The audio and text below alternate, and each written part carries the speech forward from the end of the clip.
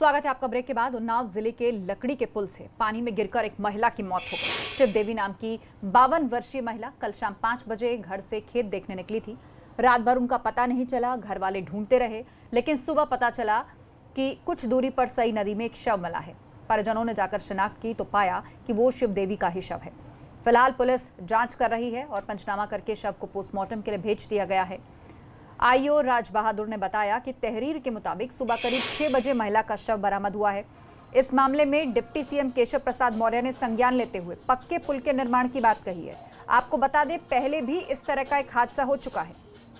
तो सवाल यही है कि आखिर इस हादसे का कसूरवार कौन है? इतने वक्त बाद भी यहां पुल क्यों नहीं बना है? उन्नाव प्रदेश की राजधानी लखनऊ से ज्यादा दूर नहीं है, तब भी बदहाली का आलम हम आपको दिखा रहे हैं। महिला की मौत के बाद गम का सैलाब उमड़ पड़ा। मौत से ज्यादा गम उस पुल का है जो जानलेवा बन चुका है। उन्नाव जिले की सई नदी के ऊपर एक तरफ ये लकड़ी का पुल है, तो इस पुल के ठीक बगल में शिव देवी नाम की महिला का शव पड़ा है और परिवार वाले यहाँ पे परेशान हैं। आपका क्या नाम? जी, मेरा नाम सर्वेश कुमार है। हम इनके बेटे हैं। क्या हुआ? सर, ये कल शाम को 5 बजे निकली थी घर से, बहू से कह करके कि हम जा रहे हैं खेत देख के अभी आ जाएंगे, तुम खाना तब तक बनाओ। ये वहाँ से घर से निकल चुकी हैं, इधर आई थी। अब पुल पर पैर फिसला है, फंसा है, राम जाने कैसे गिरी है ये नदी में गिर के। और तब से हम इनको पता लगा रहे हैं। सुबह कुछ लोगों ने बताया, लैट्रिन फिरने वाले इधर आए कि भैया हो जाओ उधर देखो, तुम्हारी माता जी तो नहीं है जो नदी में पड़ी हैं। तब हम सुबह आए, अभी 6 बजे देखे तो नदी में पड़ी हमको मिली थी। ये पुल से आगे थोड़ी दूर? हाँ, थोड़ी दूर आगे, मान के चलो यहाँ से 50 मीटर दूरी पर। कल शाम को निकली थी? कल शाम को ये 5 बजे घर से निकली है। खेत आपका उसी तरफ? जी सर, वो नदी के उस पार है। आप पति हैं? जी। क्या कहेंगे? अभी तो सरकार ने कहा है कि हम यहाँ पीपे का पुल बनाएंगे और इस तरह की घटना हो गई है, इस पे। अरे सर, पीपे के पुल से सब पार नहीं हो पाएंगे। उस पार पुल के नीचे कम से कम गरे तक पानी भरा हुआ है, जाने आने में बहुत बड़ी दिक्कत है। पुल के पटरे भी सब टूटे हैं। वो पटरे टूटने से ही जा रही थी, पांव फिसल जाने से ही डूब गई हैं। इस तरह की घटनाएं हमेशा होती रहती हैं क्या? सर, ये होता ही रहता है जी, कोई सुनवाई नहीं है यहाँ। देखिए, शिव देवी जिनकी मौत हुई, उनके परिवार के लोग यहाँ बैठे हैं, गांव के लोग इकट्ठा हैं, और लेकिन जो लकड़ी का पुल है उस पुल पर देखिए अभी भी लोग आवाजाही कर रहे हैं। स्थिति ये है कि घटना हो गई, डेड बॉडी पड़ी है, लेकिन अभी भी मजबूरी है कि लोग आवाजाही कर रहे हैं और इस तरह के हालात हैं कि आप देखिए अभी भी जो पुल है उसी से काम चल रहा है, उसी से गुजारा हो रहा है। तो सवाल ये है कि पीपे का पुल तो बन जाएगा, लेकिन ये जो परेशानी है, दिक्कत है, इसको दूर करने के लिए फ़िलहाल 1 हफ्ते में कोई कार्रवाई होती नहीं दिखी है।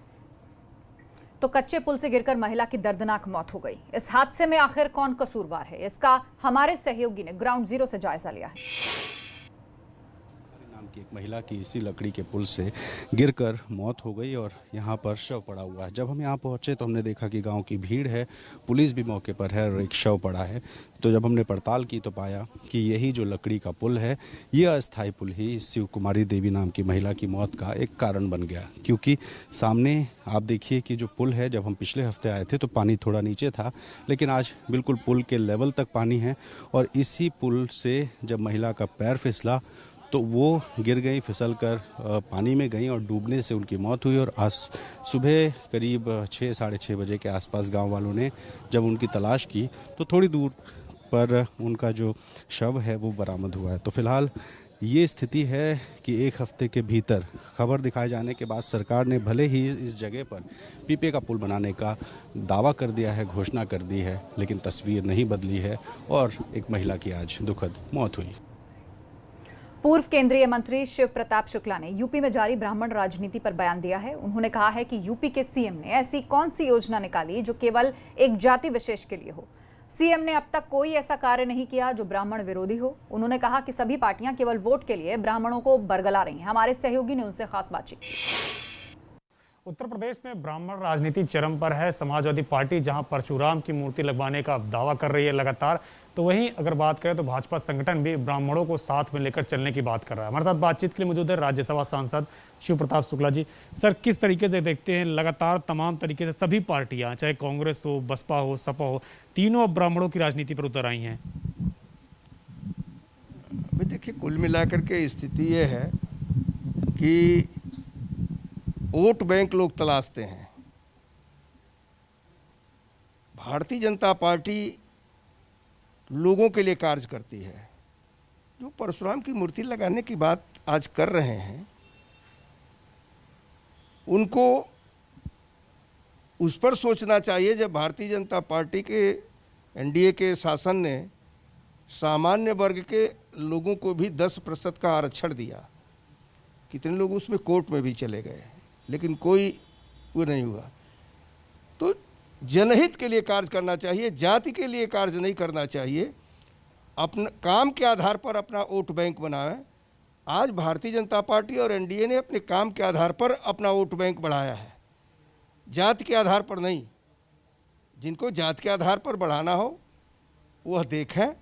भारतीय जनता पार्टी काम करते करते सभी वर्गों के बीच में जाएगी और उनको अपने तरफ करेगी।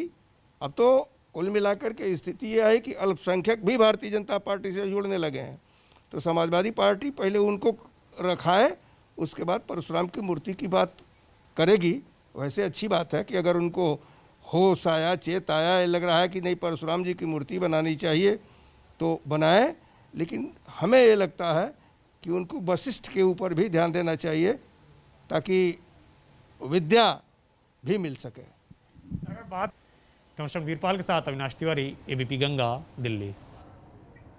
अगली अहम खबर आगरा से है। डॉक्टर योगिता हत्याकांड पर यह बड़ी खबर है। डॉक्टर विवेक तिवारी की कार में खून के धब्बे मिले हैं और डॉक्टर योगिता के हाथ में बाल मिले थे। बाल और खून के धब्बों का अब डीएनए टेस्ट करवाया जाएगा और सबूत जुटाने के लिए अब एफएसएल की टीम को लगाया गया है। डॉकी इलाके में डॉक्टर योगिता का शव बरामद हुआ था। आरोपी विवेक के कार में अब खून के धब्बे मिले हैं। इतना ही नहीं, बाल और खून के धब्बों का डीएनए टेस्ट भी पुलिस करवाएगी। दरअसल इस पूरे मामले में डॉक्टर विवेक ने अपना जुर्म कबूला था, लेकिन जो कहानी उन्होंने बताई, अब तथ्य उनसे कुछ अलग नजर आते हैं। डॉक्टर विवेक ने गला दबाकर हत्या करने की बात कही थी, चाकू का वार सिर पर करके हत्या करने की बात कही थी, लेकिन पोस्टमार्टम रिपोर्ट में गोली लगने की बात सामने आई है। इसके अलावा जो सैंपल्स मिले हैं एफएसएल की टीम जांच करेगी। पीजी की छात्रा योगिता गौतम का हत्यारोपी विवेक तिवारी बेहद शातिर है और जिस तरीके से वो लगातार बयान बदल रहा है, वो कहीं ना कहीं पुलिस को गुमराह करने की कोशिश है। पहले जिस तरीके से उसने कहा कि गला दबाकर हत्या की और बाद में चाकू से वार किए, लेकिन पीएम रिपोर्ट कुछ और कह रही है। 3 गोलियां मारी गई हैं। ज़्यादा जानकारी के लिए हमारे साथ आगरा एसएसपी बबलू कुमार साहब हैं। आप लगातार उसके बयानों को देख रहे होंगे और वो लगातार बयान बदल रहा है। क्योंकि वो मेडिकल लीगल ऑफिसर है, तो किस तरीके से, कितना शातिर है और क्या पुलिस किस निष्कर्ष से पहुंची है, किस तरीके से इस घटना को उसने अंजाम दिया? देखिए, डॉक्टर योगिता गौतम के केस में जो आरोपी डॉक्टर विवेक तिवारी को गिरफ्तार कर लिया गया है और उससे डिटेल पूछताछ की गई थी। शुरुआत में जो है उसने अपनी एलिबाई जनरेट करने की कोशिश की, अलग अलग बातें की। धीरे धीरे पूछताछ में विभिन्न प्रश्नों को जवाब देते हुए उसने उस पूरी घटना को कबूल किया और उसने ये बताया कि जो है डॉक्टर योगिता गौतम से, चूँकि वो साथ दोनों लोग MBBS पढ़े हैं, एक ही कॉलेज में सीनियर जूनियर थे और तब से उनकी बातचीत थी, दोस्ती थी और दोनों शादी करना चाहते थे। लेकिन विगत कुछ दिनों से जो है दोनों की बातचीत ठीक से नहीं हो रही थी और जिसके क्रम में जो है डॉक्टर विवेक तिवारी जालौन से अपनी गाड़ी से यहाँ आते हैं और बात करते हुए उसको अपनी गाड़ी में ले लेते हैं, जिन सभी के CCTV फुटेज हम लोगों ने इकट्ठा किए हैं।